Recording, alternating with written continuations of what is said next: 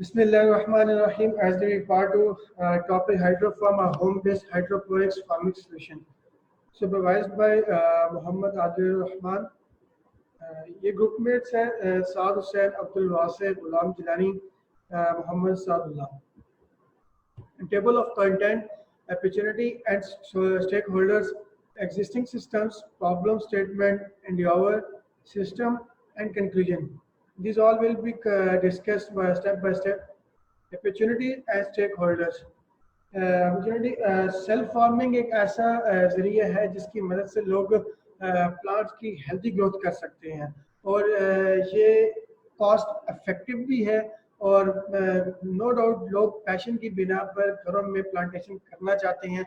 बहुत सारे लोगों की ये ख्वाहिश है कि वो अपने घरों में अपनी नज़रों के सामने प्लांटेशन करें, बट उनके घरों में फार्मेबल लैंड नहीं होता जिसकी बेस पर वो अपना प्लांटेशन प्रोसेस कर सकें, और या उनका लैक ऑफ नॉलेज की वजह से कि कौन से लैंड पे प्लांटेशन हो सकती है कि कौन से लैंड में प्लांटेशन नहीं हो सकती. और जिस लैंड पर वो प्लांटेशन कर रहे हैं तो उनका प्लांटेशन का स्टार्ट से फ्रॉम द स्टार्ट टू लेकर हार्वेस्ट टाइम तक बीच में जो प्रोसेस होता है उसको किस तरीके से कंट्रोल करना है, मैनिपुलेट करना है, उनका प्रोसेस उनको नहीं पता होता, जिसकी बिना पर जो उनकी प्लांटेशन होती है वो उसकी ग्रोथ हेल्दी नहीं होती और जिसकी वजह से कस्टमर का जो पैशन होता है वो बहुत रिड्यूस कम होता जाता है. और कोई ऐसा कलेक्टिव प्लेटफॉर्म भी नहीं जहाँ पे उनकी इंफॉर्मेशन भी मिले, रिसोर्सेज की मदद से उनको स्टोर भी अवेलेबल हो और ये सारा कंट्रोल ऑनलाइन सिस्टम्स हो. और जिसकी वजह से लोगों को जो प्लांटेशन करने के शौक की बिना पर भी फिर भी प्लांटेशन करते हैं घरों में, वो अपने घरों के अंदर ही एक ना एक बंदे की किसी की ज़रूरत होती है उस प्लांटेशन को ओवरकम करने के लिए, इसकी रिक्वायरमेंट्स को टैकल आउट करने के लिए कि इस टाइम कौन सा मटेरियल यूज़ करना है और किस एनवायरनमेंट में इसको सेट करके रखना है ताकि प्लांटेशन की ग्रोथ उसके मुताबिक हो सके. नो डाउट लोग आजकल सॉइल जिनके पास प्लांटेशन का फार्मेबल लैंड नहीं होता वो सॉइललेस प्लांटेशन करना चाहते हैं, बट उसको कंट्रोल एनवायरनमेंट की रिक्वायरमेंट होती है उसमें. स्टेक होल्डर इस सिस्टम के अंदर हमारे पास विजिटर है, कस्टमर है एंड एडमिन है. एग्जिस्टिंग सिस्टम, कुछ एग्जिस्टिंग सिस्टम हमने इस प्रॉब्लम के बाद इनको टैकल आउट किया, रिव्यूज़ किया, उनको यूज़ करने के बाद हमारे सामने कि हमने चेक किया कि कौन से एग्जिस्टिंग सिस्टम्स के अंदर कैसे कौन से फीचर्स हैं जो कि ऑलरेडी अवेलेबल है और कौन से फीचर्स हैं जो कि अवेलेबल नहीं है. कुछ एप्लीकेशंस के अंदर कुछ फीचर्स हैं बट वो दूसरी एप्लीकेशन के अंदर वो फीचर्स नहीं है, जिसकी बिना पर दोनों एप्लीकेशन का होना लाजमी है, तब जाके वो प्रोसेस कंप्लीट हो सकता है. इसकी वजह से काफ़ी लोगों को डिफरेंट एप्लीकेशंस करनी पड़ती थी एक प्रोसेस को कंट्रोल करने के लिए. तो जो इन एग्जिस्टिंग लिटरेचर रिव्यू करने के बाद जो हमारे सामने प्रॉब्लम स्टेटमेंट्स आई है, वो सबसे पहली प्रॉब्लम ये है कि लैक ऑफ नॉलेज. कोई प्रॉपर गाइडलाइंस नहीं है. जो लोग प्रॉपर जो प्लांटेशन करते हैं उनको ये पता ही नहीं होता कि उन्होंने अगर फर्स्ट टाइम प्लांटेशन की है तो वो कब से कब तक करनी है और बीच में उनको कौन सी मेडिसिन चाहिए, कौन सा फर्टिलाइजर चाहिए इसकी अच्छी ग्रोथ के लिए. तो वो कस्टमर इनको पता ना होने की वजह से जो प्लांटेशन होती है वो ख़राब हो जाती है. तो कस्टमर की जो सेटिस्फेक्शन और उसका जो इंटरेस्ट होता है, पैशन होता है, वो रिड्यूस हो जाता है. हाइड्रोफॉर्म के अंदर ये एक ऐसा गाइडलाइन का पूरा सिस्टम है जिसकी वजह से कस्टमर को एक सेटिस्फेक्शन गाइड मिलती है जिसकी बिना पर वो प्लांटेशन कर सकता है. दूसरा प्रॉब्लम ये है कि कुछ लोग प्लांटेशन तो कर रहे होते हैं, उनको मेडिसिन चाहिए होती है अपने डिजीजेस को रोकने के लिए, प्लांटेशन में फर्टिलाइजर्स चाहिए होती हैं उसकी ग्रोथ अच्छी करने के लिए. तो वो डिफरेंट एग्रीकल्चर शॉप्स में विजिट करते हैं, डिफरेंट वेबसाइट्स में विजिट करते हैं, उनको नहीं मिलता है. तो वो डिफरेंट एग्रीकल्चर शॉप्स में विजिट करते हैं तो उनको वहाँ पे भी अवेलेबल नहीं मिलता. समटाइम दूसरे लोगों को एक जगह से काफ़ी दूर तक जाना पड़ता है प्लांटेशन की डिसीज़ को रोकने के लिए, मेडिसिन को लेने के लिए. तो ना मिलने की बिना पर वो प्लांट्स ख़राब हो जाते हैं और सेटिस्फेक्शन वहाँ पर लूज हो जाती है. तो हाइड्रोफॉर्म के अंदर एक ऐसा स्टोर है जिसके अंदर से वो प्लांटेशन की रिक्वायरमेंट्स के मुताबिक वहाँ से मेडिसिन भी हासिल कर सकता है, फर्टिलाइजर्स भी हासिल कर सकता है.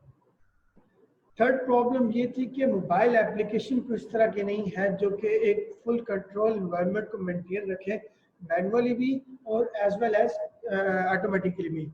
तो जिसकी वजह से लोगों को मैनुअली उसको उसकी रीडिंग्स वगैरह को, सेंसस को मैनिपुलेट करना पड़ता था. तो ऑटोमेटिक अगर वाईफाई नहीं होता था तो वो जिसकी वजह से वो रीडिंग्स आगे पीछे हो जाती थी और प्लांट्स काफ़ी ख़राब हो जाते थे। तो हाइड्रोपोनिक सॉल्यूशंस के अंदर ये एक हाइड्रोफार्म एक ऐसा प्लेटफॉर्म अवेलेबल किया है जिसमें वो प्लांटेशन का जितना भी इन्वायरमेंट है वो सेंसस की बिना पर उसको कंट्रोल कर सकता है, मैनुअली भी और थ्रेशोल्ड की मदद से ऑटोमेटिकली भी।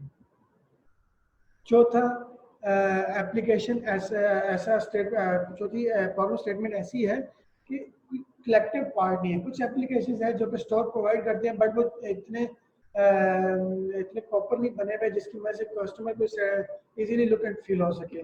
कुछ एप्लीकेशन है जो मैनुअली इन्वायरमेंट को कंट्रोल कर रही हैं बट वो ऑटोमेटिकली भी नहीं है। तो लोगों को एक सिस्टम को कंट्रोल करने के लिए दो एप्लीकेशन की जरूरत पड़ती है। तो हाइड्रोफॉर्म एक ऐसा प्लेटफॉर्म है जिसके अंदर ये दोनों फीचर्स हैं।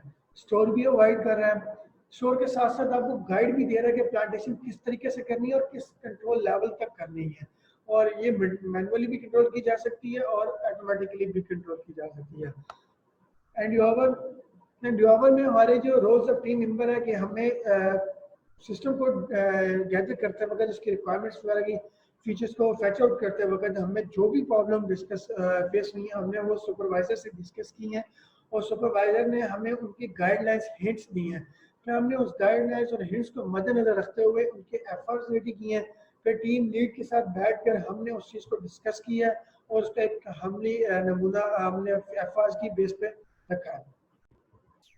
एंड्योवर सॉफ्टवेयर डेवलपमेंट प्रोसेस, इसमें फर्स्ट सेमेस्टर में हमने जो प्रॉब्लम्स हमारे नजर आई उसके बाद हमने जो उसका एफर्ट्स निकाली, उसके बाद हमने इसकी रिक्वायरमेंट सेट की पहले ताकि पूरा सिस्टम के बारे में इसके प्रॉपर डायग्राम्स की with the help of diagrams वगैरह की और ERD वगैरह और डिफरेंट सिस्टम सीक्वेंस डायग्राम्स वगैरह की मदद से।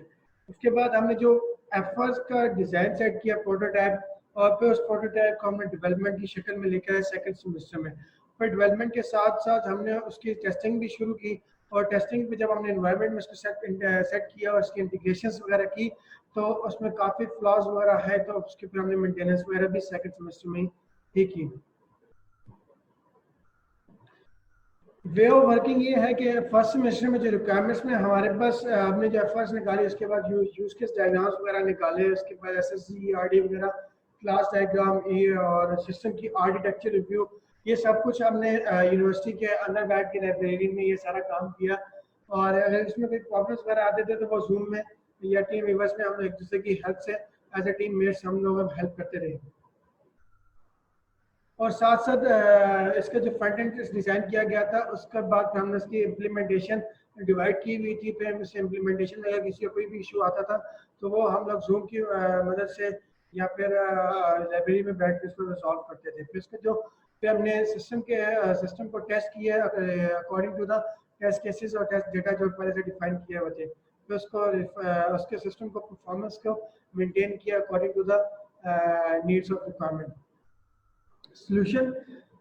सॉल्यूशन जो हम लोगों ने एफआर निकाली थी सिस्टम की प्रॉब्लम को जज करने के बाद वो विजिटर की 12 निकली और कस्टमर की 48 एंड एडमिन की 17।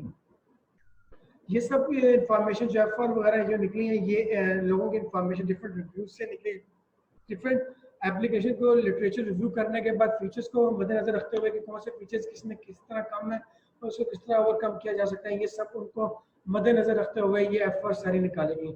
और हमारे सिस्टम का डिफरेंट यूज़र है विजिटर जो कि सिस्टम के अंदर उसकी गाइडलाइंस को रिव्यू कर सकता है, उसको सर्च आउट कर सकता है और साथ साथ प्रोडक्ट्स भी चेक कर सकता है कि हमारे पास अवेलेबिलिटी कौन कौन से प्रोडक्ट्स की भी है और ये सिस्टम किस तरह से चलेगा उसकी गाइड भी चेक कर सकता है। कस्टमर ना के सिर्फ गाइड को रिव्यू कर सकता है, अपने इंफॉर्मेशन निकाल सकता है, वो कंट्रोल भी कर सकता है सिस्टम को और प्लांटेशन के प्रोसेस को एनवायरनमेंट को मेंटेन भी कर सकता है और जो उसके अंदर सॉइल प्लांटेशन के अंदर जो सेंसर्स वगैरह लगे हुए हैं उसकी कंट्रोलिंग भी कर सकता है। एडमिन जो यूजर एंड पे इंफॉर्मेशन शो हो रही होगी एडमिन उसको कंट्रोल कर सकता है, प्रोडक्ट्स को ऐड भी कर सकता है, उसकी इंफॉर्मेशन भी ऐड कर सकता है और गाइड भी ऐड कर सकता है जिससे कस्टमर को आगे फायदा भी होगा। और ना सिर्फ कस्टमर को ये गाइड प्रोवाइड कर सकता है, एडमिन स्पेसिफिक कस्टमर को नोटिफिकेशन भी जनरेट कर सकता है on the basis of alerts, on the basis of information alerts.